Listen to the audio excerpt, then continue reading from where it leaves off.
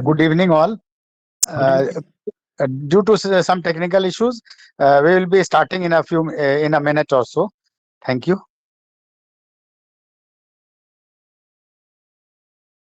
Yes. Let a few more participants join, sir. yes, sir. Good evening, Madhuka, sir. Good evening, sir. Good evening. Yeah, just a minute or so, you can start. Okay. Okay, sir. Because till now, it's approx 1,200 participants. So it's and the participants are joining on a rapid mode. So I think by 4 or 5 we can start. Okay, in a minute.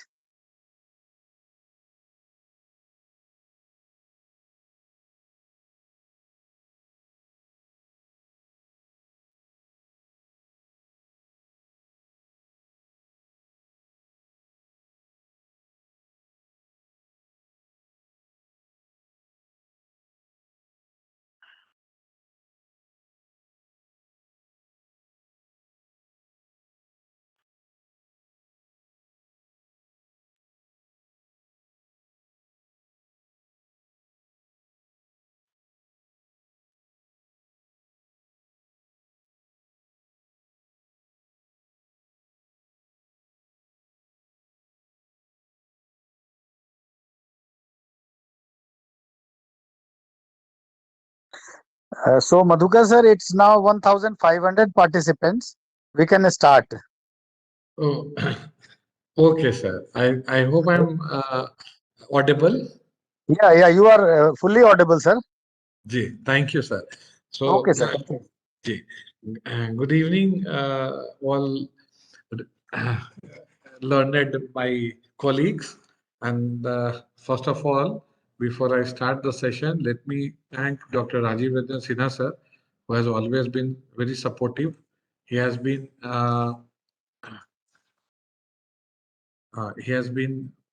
there to guide me. Apart from that, I thank Tarunji, who is a heading Center of Excellence, Patna, CBSE. Patliputra Sohadia has been conducting this type of training program since long,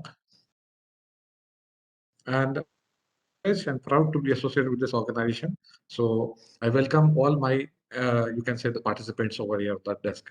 So today's topic, which I'm going to share with all my colleagues, is basically addressing challenges in the post-COVID schooling, and that's every school, every organization, and every individual.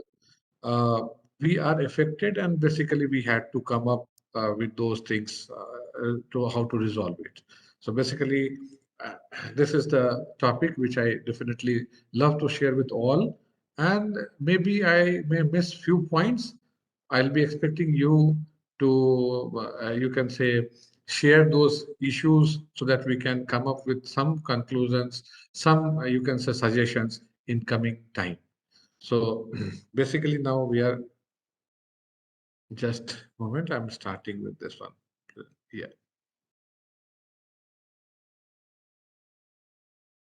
yeah. So the first slide talks about what are the problems that students are facing after reopening of the school. Now, somewhere in the newspaper cuttings when I was going through, I found that when the COVID period was going on, so in fact, every individual, whether it is a principal or the teachers or the school management, or you talk about the students, they were not sure about what is going to happen tomorrow. To the extent that we were just busy in one thing, that somehow we have to today survive. And practically speaking, 2009, 2020, when we started with this COVID problem, lockdown was declared. And soon, when the lockdown was declared, everyone was trying to come up and resolve in their own manner, because we all were stressed. We all were stressed in that case. So, when the problem got over, then we started with a lot of solutions, a lot of things were discussed on different platforms. So today we are here to discuss about that what are the problems that students are facing after reopening of the schools, means post-COVID period. I'm talking about the post period. So, literally, when we talk about that, what has happened, that unprecedented times and circumstances due to the novel COVID-19 pandemic led to all schools being non-operational and physically shut for more than 2 years. While schools have done their best to make sure learning is not disrupted and students get access to top quality education in the form of online resources and excellent mentorship was done by most of the schools, the harsh reality is that even once the schools are functional again, they will pose numerous challenges as getting back to physical formal education, and it was not easy. Now, dear friends, one thing is very important for all of us to understand. I was reading one Times of India article where it was mentioned uh, and giving a reference of Martin Luther. He said that when we talk about the distribution of resources, the distribution of resources cannot be done uniformly to all. And when you have the society which is capitalist society. Now, coming back to this entire problems what we all faced. Now we have schools which is CBSE schools, almost 22,000 plus schools across the country. Then we have state board schools, we have ICSE schools, we have IB schools, we have Cambridge schools. And then together the number of schools are too high, where the students enrolled from the different strata of society. There are there are schools which actually runs with very small amount of fees what they are collecting from the students, because the facilities are also less. And there are schools in India which is actually collecting more than any school can have a budget for a year from one child. So because probably again their budget is more because the facilities are more. Not to mention the name of the schools, but yes, that's a fact, because we have in India where the CBSE schools are run with 500 monthly fees to maybe 3 lakh rupees or maybe 2 lakh rupees a monthly fees. We have that sort of schools in the country. Now, imagine the child who was not attending the school because of the COVID period. They were staying at home, but they had laptops. If a parent are having 3 kids, all three were privileged to have laptops or the phones. They had the data and they were attending the classes properly. But at the same time, there are parents, those whose income is not more than 10,000, 5,000, 6,000 monthly. How can they afford and how could they have afford to go with the laptops or phone or any such? So practically in our country, we were having two slots of students. One, the bourgeois class, that means those who are having more than enough, and they could afford everything for their child, and the child did not miss the classes. Whereas there is another class, economically down classes, their kids were affected because they could not afford many things. They could not afford because their parents cannot afford to give them laptops, data cards, or the mobiles. So clear-cut division among the students.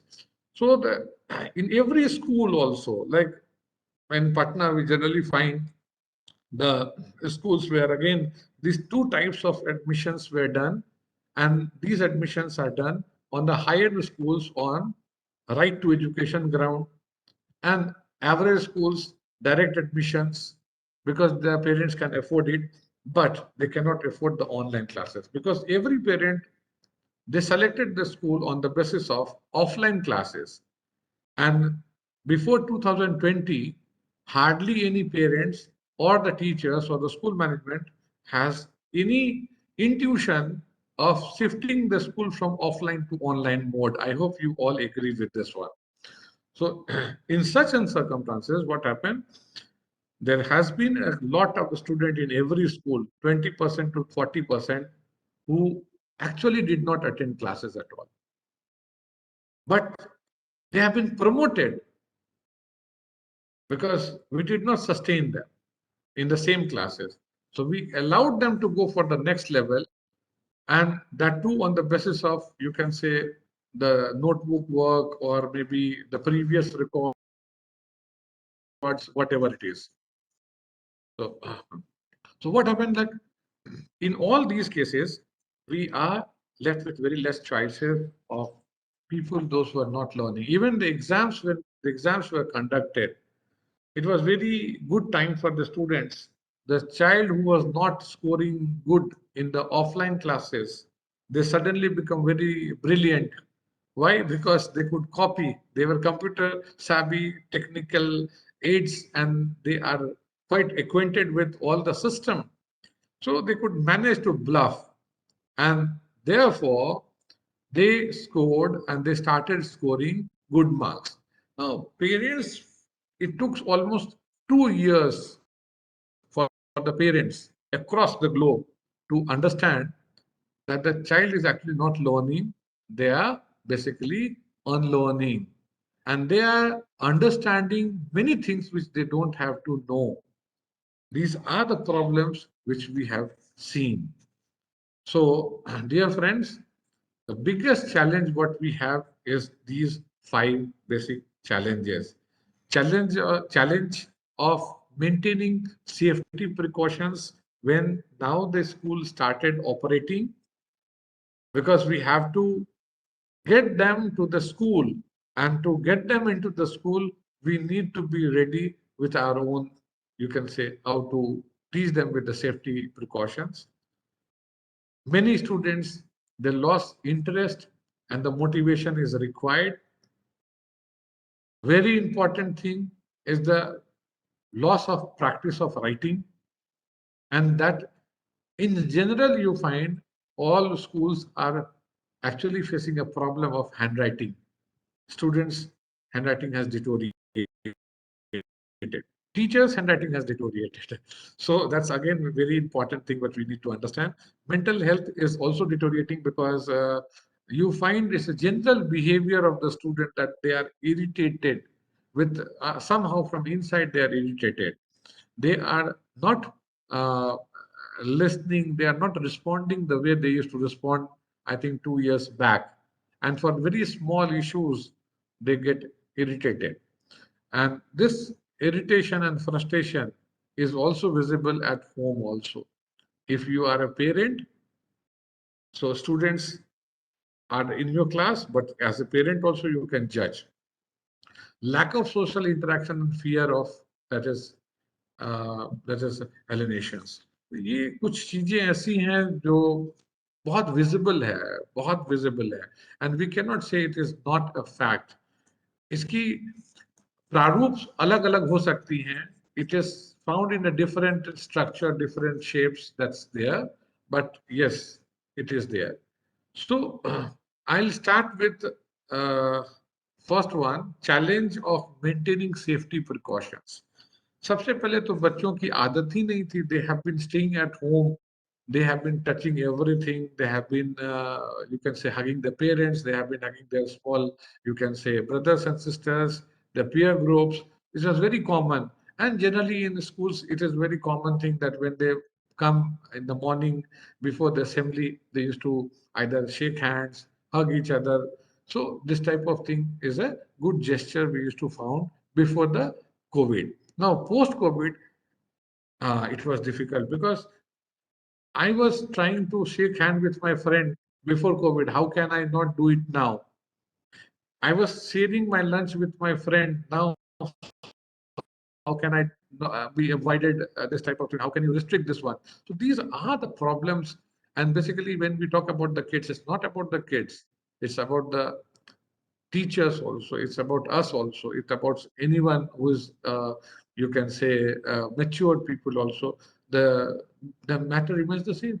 You cannot resist if you find your old and dear ones, and especially when you were imprisoned in your home for 2 years. You were not allowed to go out. You were not allowed to interact. You were not allowed to visit malls. You are not allowed to talk people on the streets. You are not allowed to go to movie theater. So the moment it was allowed, the people become free.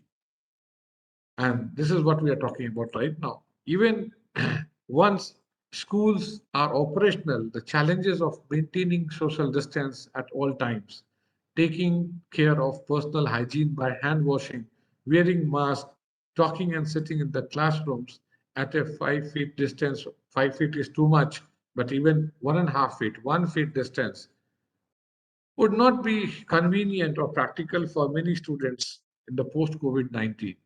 Despite being in school, children would feel alienated as would be missing out on the personal touch and engagement, which makes learning fun and interactive. This, I think, we all witnessed. I don't have to elaborate it. I think almost every teacher, every principal, those who are uh, attached with the school, they have actually gone with all these experiences. Day one, the student get down from the bus. And I remember I was standing over there to welcome them. And it seems that they were frightened to even come and say hello because they didn't know the person whom they are going to meet is affected with COVID or not. And so much of brainwashing has been done from home, so much of brainwashing has been done from the media, so much of brainwashing has been done as if you meet someone, a human being, you are going to get infected. This fear was very dangerous. But at the same time, on the name of precautions, we conducted, all the schools, they have conducted a lot of seminars, a lot of symposiums. The purpose was to keep the child safe because it is our future. We didn't mind. As a parent, what I feel that I actually felt that maybe the God can take me, but can leave my child. But beyond that, the aspect what I have seen during the COVID time was nobody was sure. So every and all precautions were groomed, inculcated, and you can say pestered in the child. इसलिए ताकि कम से कम बच्चे जो हैं school में जा करके कोई ऐसी हरकत ना करे कि उनके जान पे चलाए. So it's a commendable job that all teachers and the school management did. But ये करते करते कहीं हम लोग ह्यूमन से इनह्यूमन भी हो गए थे. और अभी ये लग रहा था कि still this COVID is not yet over. But we know that it is there in most of the countries still alive. And this is there like a dormant state. So we still need to take precautions and see that basic minimum requirement is using mask should be followed. Number two, hand wash before and after food is mandatory. Don't allow the child to share the lunch. This we can, you can say, inculcate these habits. And if possible, ask your child, ask your teachers to groom your child to bring the homemade food, strictly homemade food.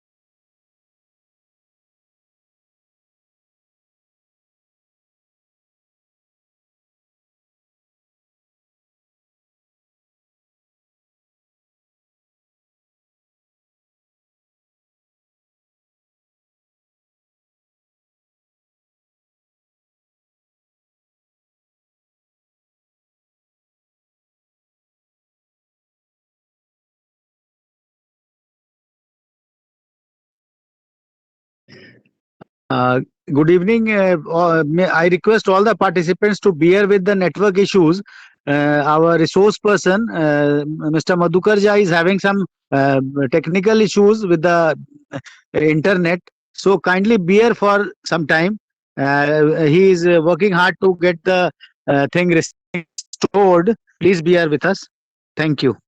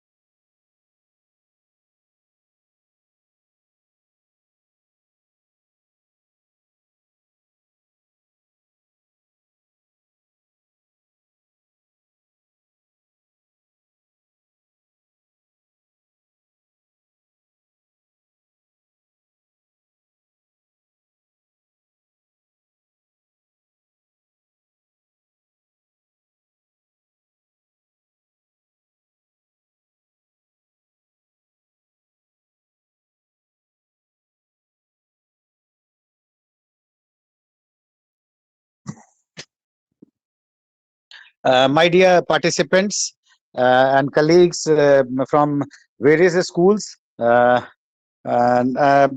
just now I was just checking that it is 2,600 participants have already joined. But due to unavoidable technical issues with our resource person, we are unable to continue with this session. Please be assured about the certification issues, and if we wish, then we can have it at a later date, which will be announced. But today, those who have joined, and since it is half an hour approx you have already joined, so we will take care of the certification issue, no issues. But we will have this session once again, as I have requested our resource person also, and he is unable to continue with the session because the network internet connection is not getting restored. So I am really very sorry that we could not continue with this nice lively session. We are disconnecting, and please be assured for the certification part. Okay, thank you all of you.